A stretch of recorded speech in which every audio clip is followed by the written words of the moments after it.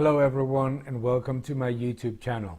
The Eurozone and the United States are copying the policies of Japan to address this crisis. Not just this crisis, but almost any crisis.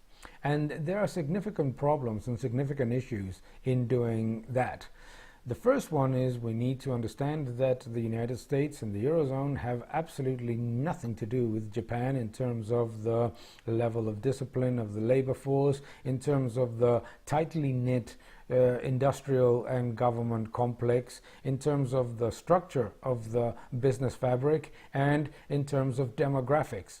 All of those factors are very, very important, and it's very, very dangerous to think that nothing will happen if we do exactly the same as Japan did when none of those factors are similar either in the United States or in the Eurozone. Why should we be concerned? We should be concerned because the Japanese economy, at least, is an economy that saves a lot in foreign exchange, that keeps its currency relatively stable.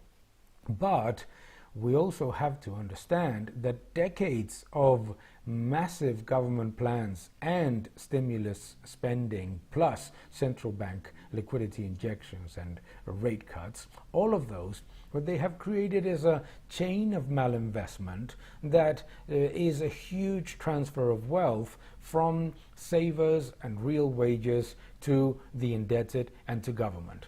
What always happens is that government talks about spending and stimulating the economy. The economy does not get stimulated. What ends up happening is that debt rises further, productivity growth is very poor, real wages are very weak. All of those factors create an economy that ends up being zombified. Governments and central banks don't pay attention to malinvestment. They think that injecting liquidity and lowering rates will drive growth and will drive higher investment. However, what ends up happening is that it comes from a problem of diagnosis. When governments diagnose the issues of the economy always as demand problems, the level of stimulus that they're implementing is addressing a wrong issue. Let's start with that. If you think that today's problem is a demand problem and you massively incentivize demand, the little demand that you will be actually incentivizing will go fundamentally to the sectors that already have overcapacity and high debt. Furthermore, if government spending is financed through huge liquidity injections and massive rate cuts, what you end up doing is incentivizing overspending and generating further issues of confidence. You generate massive levels of malinvestment on one side, and on the other side, you finance current spending. All those two factors that generate weaker productivity growth, weaker real wages, and a situation that leads to stagnation. If you add to that a fiscal policy that is penalizing high productivity and the parts of the economy that actually could deliver an improvement in the real wages and an improvement in growth, what you create is an entire economic system that just rises in indebtedness with weak productivity growth, with weak real wages, and with weak investment. It is not a positive outcome. Many economists say, well, unemployment is low. Why do you care about debt? Well, all those factors that I mentioned before, productivity growth, real wages, and investment, are a derivative of the malinvestment incentivized by massive demand-side policies.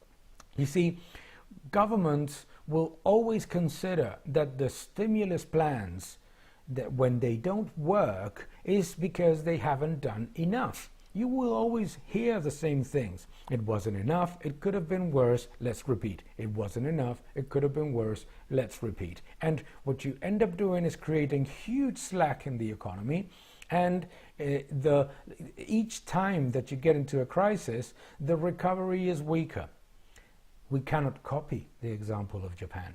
We should not copy the example of Japan, because if the problems of real wage growth and productivity growth and poor investment are copied in the United States and the Eurozone, what will end up happening for sure is massive social unrest, because the level of discipline and the level of acceptance of whatever governments do at any cost that many Japanese workers have is not the same in our countries.